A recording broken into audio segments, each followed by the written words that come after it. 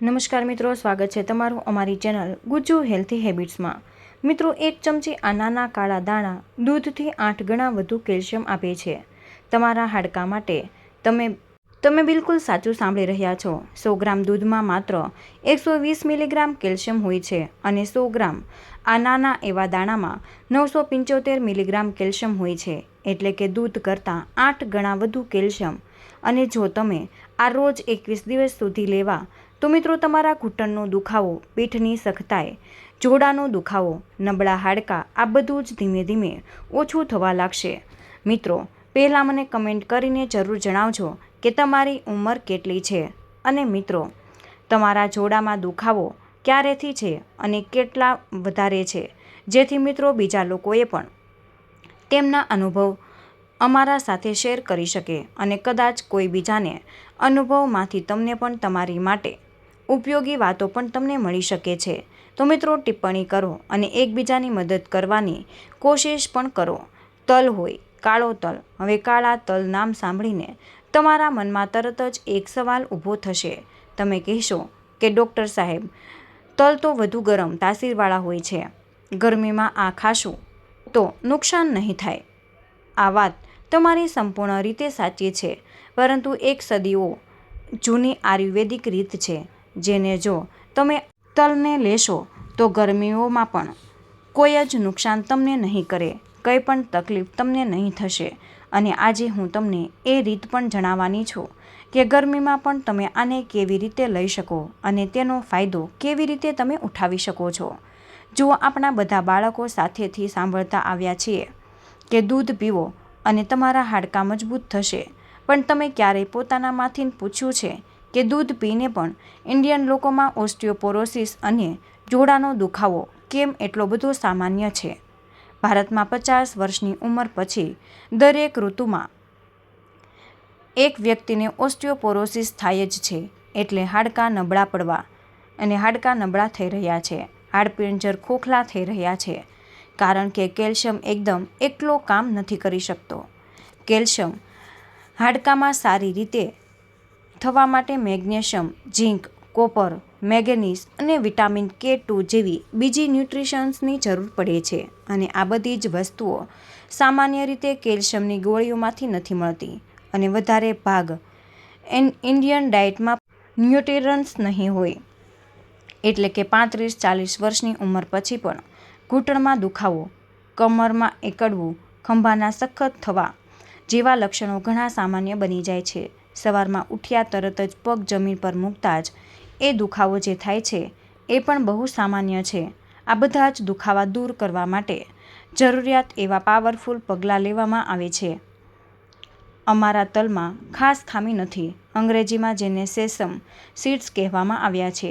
ખાસ કરીને કાળા તલ તમારા હાડકાં માટે કુદરતનું સૌથી પાવરફુલ ટોનિક ગણવામાં આવે છે।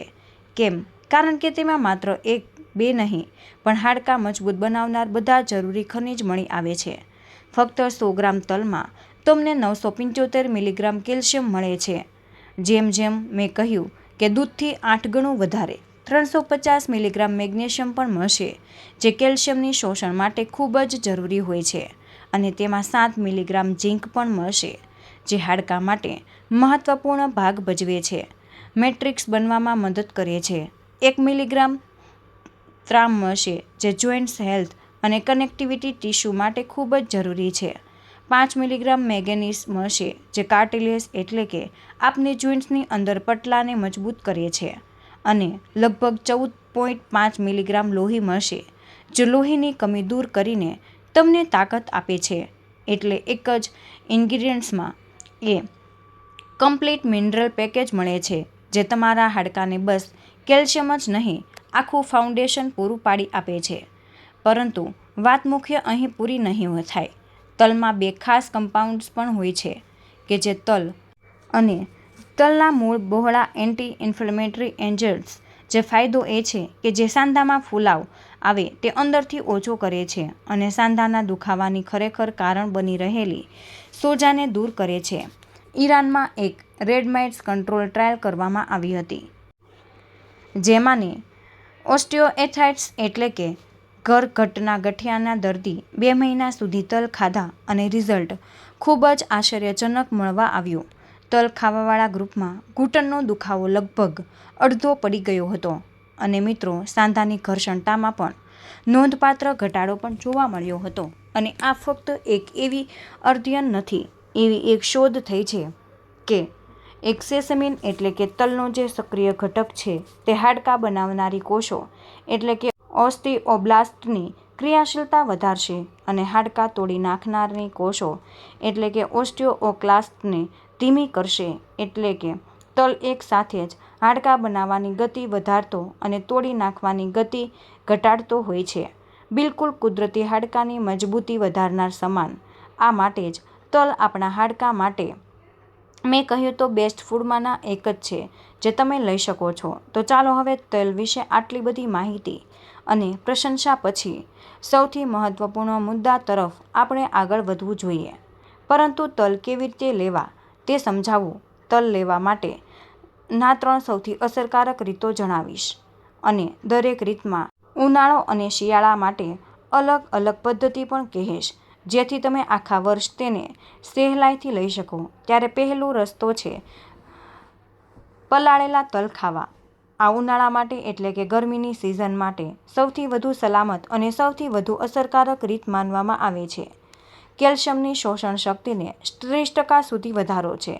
સૂવા પહેલાં એક ચમચી કાળા તલ લઈ આને 1 ગ્લાસ પાણીમાં તમારે પલાળી દેવા. હવે સવારમાં ઉઠીને તે પાણી તમારે ગાળી પલાળેલા તલ સાથે 4 કિસમિસ સાથે તમારે ખાલી પેટે ચાવીને ખાઈ લેવા અને ઉપરથી તમારે 1 ગ્લાસ સાદું પાણી પણ પી લેવું.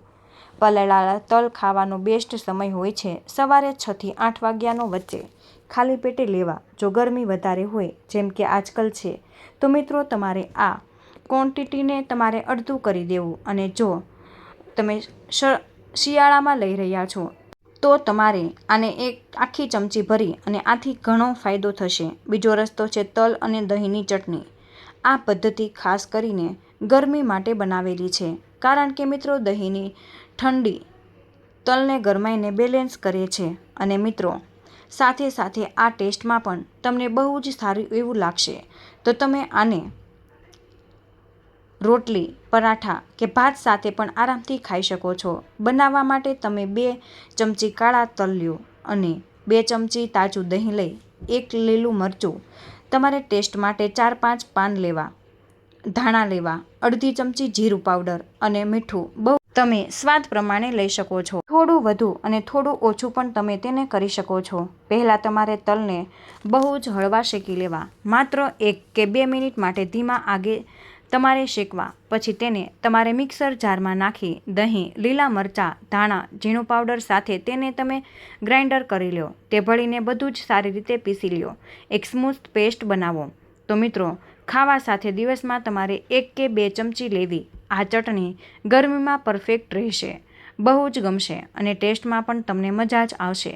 આથી મિત્રો તલના કેલ્શિયમ મળે છે અને દહીંનું કુલિંગ ઇફેક્ટ મળે છે અને જોડામાં તમને ઇન્ફ્લેમેશન પર ડબલ એક્શન આપે છે અને લેવામાં પણ કોઈ જ તકલીફ નથી. ત્રીજો ઉપાય છે તલ અને ગોળના લાડુ. હવે મિત્રો જે રીત છે એ ટ્રેડિશનલ મેથડ છે, પણ માત્ર અને શરદીના મોસમ માટે જ તમારે સારું છે.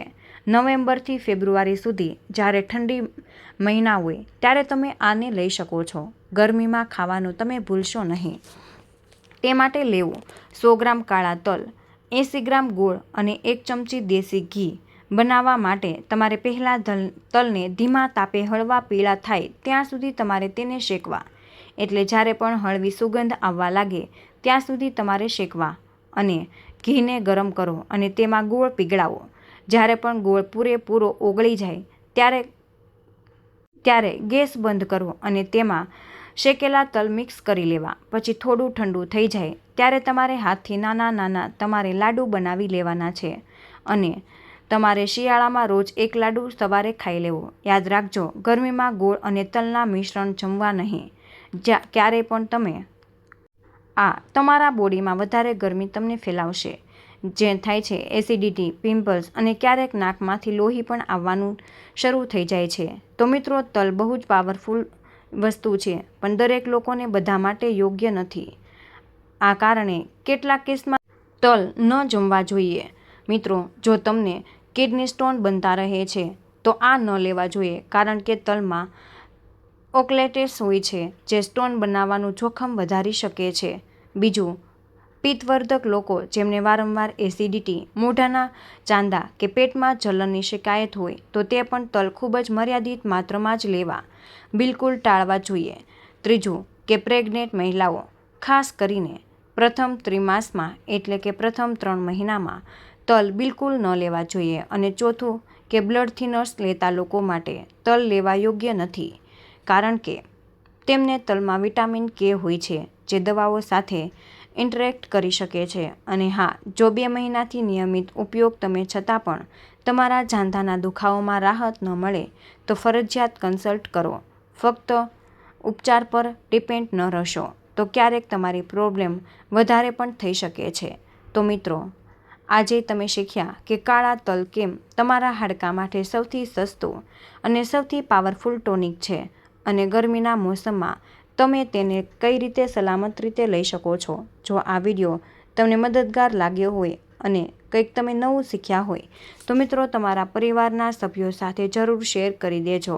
ખાસ કરીને વડીલો માટે, એવી જોઇન્ટ્સ પેન હોય તેવા લોકો માટે જેમને ડરથી ગરમિયાળમાં તલ નથી લેતા.